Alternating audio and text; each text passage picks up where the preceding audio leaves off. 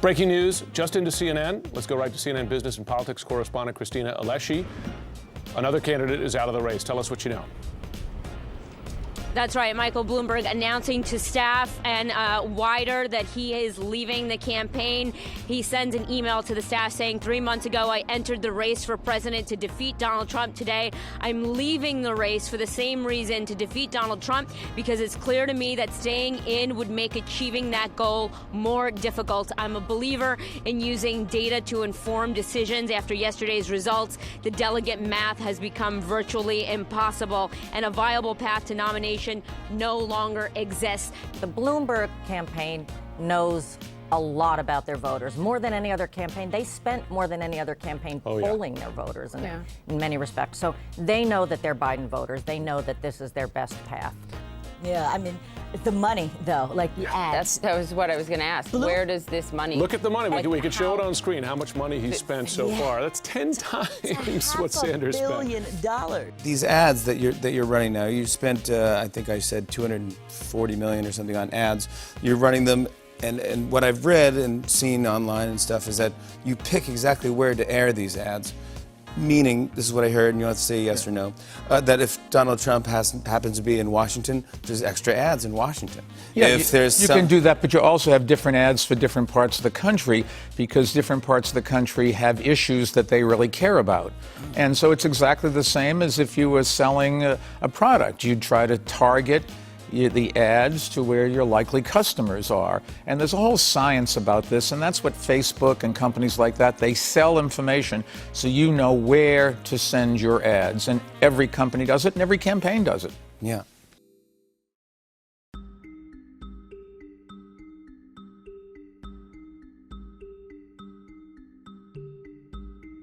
So I am here on day 2 of Michael Bloomberg's $37 million ad buy.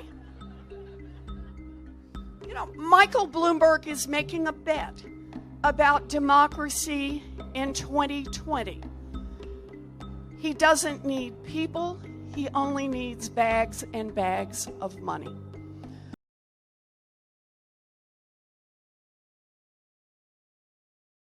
In mid-January, I went to Tulsa, Oklahoma, where a piece of black history was buried for nearly a century.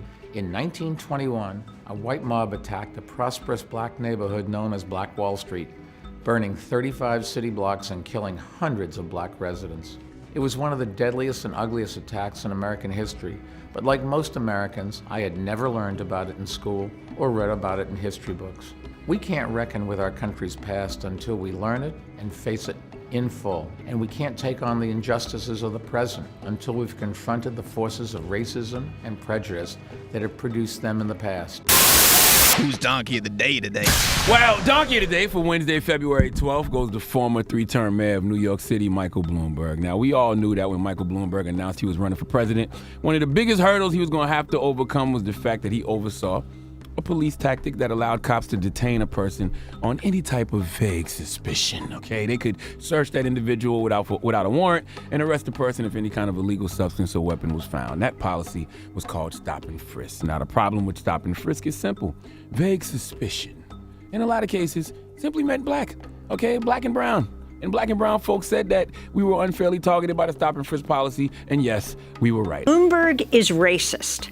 That's the hashtag that's trending on Twitter since audio of remarks made by the 2020 Democratic presidential hopeful, the former New York City mayor Michael Bloomberg, surfaced earlier this week.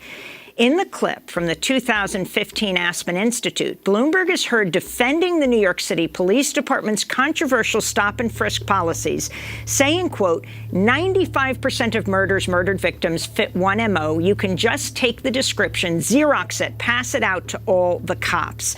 Listen closely. 95% of your murderers and murdered victims fit one MO. You can just take the description, Xerox it, and pass it out to all the cops. They are male minorities, 15 to 25. That's true in New York. It's true in virtually every city. That's Mike Bloomberg saying, quote, they are male, minority, 16 to 25. That's true in New York. That's true in virtually every city. He went on to say, quote, and the way you get the guns out of the kids' hands is to throw them up against the walls and frisk them. Can you talk about the response to you releasing this? How viral has it gone, and what has been the response to you? Well, the response has been overwhelmingly shocked, because there's something about hearing his words. Like, everyone knew his record with stop and frisk in New York City, but it was something different when people were able to hear it. And because of that, the video that I put together with the transcript or with the subtitles, it's now at 7.4 million views, which has more views than his announcement, than Michael Bloomberg's announcement video on Twitter. And so I just think a lot of people are appreciative, and I'm grateful to have been able to do this, because a lot of us feel like it's a David versus Goliath situation with a person with billions of dollars to spend in this campaign, able to flood the internet with advertisements, television with advertisements, portraying himself in a way that a lot of people in New York City would disagree with. When I came home from prison, my sons were in their teens. I got involved in juvenile justice. I didn't want them to go through the same thing I went through. Michael Bloomberg created the Young Men's Initiative and helping keep other young men and young women from entering into the criminal justice system.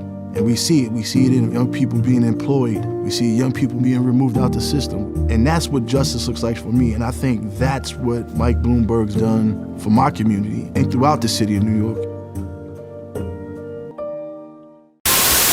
You know, the biggest issue I think I have and many other people have with Mike Bloomberg and how he's defending his stop and frisk record is that he doesn't seem to know what he's defending. And that for me is a problem. You know, he goes, oh, I apologize for the policy. And people are not as angry about the policy, I think, as how the policy was targeted.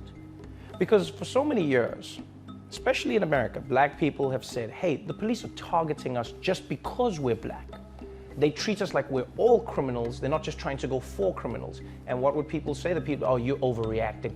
Cops are not just going to throw you against the wall. You must have done something. And I can imagine for a long time, for many black Americans, it must have felt like being gaslit. You know what's happening to you. You say what's happening to you, and people are like, that's crazy. And I can imagine how for many white people in America, they're like, that is crazy. You just got thrown against the wall? Why? You must have been doing something. Because white people are like, I've never been thrown against the wall. That would never happen to me. What? You just got thrown against the wall? That's it? I see cops all the time. I say, hello, officer. They say, hello, sir. And then I keep walking. You just get thrown against the wall? That doesn't make any sense. And I can imagine, and then a lot of black people were like, you white people are being racist because you don't, and white people are like, that is insane. Cops will not just throw, and I can see how people have lived in these worlds for so long. And then now you have audio of Mike Bloomberg saying, and that audio for me, if you break it down into pieces, has so many issues with it. First of all, the fact that he says, if you look at criminals and victims of crime, etc., you can Xerox. You can just copy and paste it and put it out there. It shows me that you didn't even care about the differences between black people. You made it seem like black is crime when in fact black is most affected by crime. That is the thing that you did there, right? That's the first problem I have. Secondly, the fact that people don't seem to realize the ramifications of treating people like that.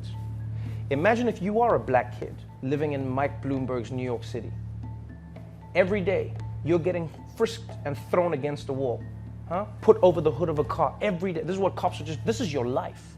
Now imagine if you are a black kid who lives in this world. A cop gets you, throws you into a wall. You got something, you carry, next day it happens again. Maybe next week, maybe next month, whenever it is. At some point, what do you say? Fuck the police. Yeah? And then you get people like, why don't you respect the police? Why don't they respect me? They don't protect and serve me. These people come and throw me against the wall and treat me like a criminal. You know what I mean? And then what does that kid do one day? They see the cops, they go, screw this, I'm not staying around for this. They run away. The cops pursue. Now they catch you. What are you? You're evading arrest. You're resisting arrest. Now you get arrested for resisting arrest. Then you go to jail, you can't afford bail. Now you're in prison. What does prison turn you into more likely than not? A criminal. Right? And even if you don't become a criminal because of that, you are still in the system now. We've seen how these kids get locked up. They can't afford to come out. Now they are living a life of crime without being a criminal.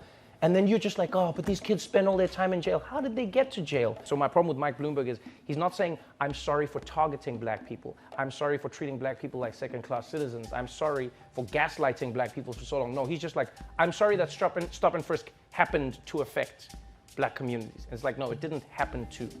You designed it to.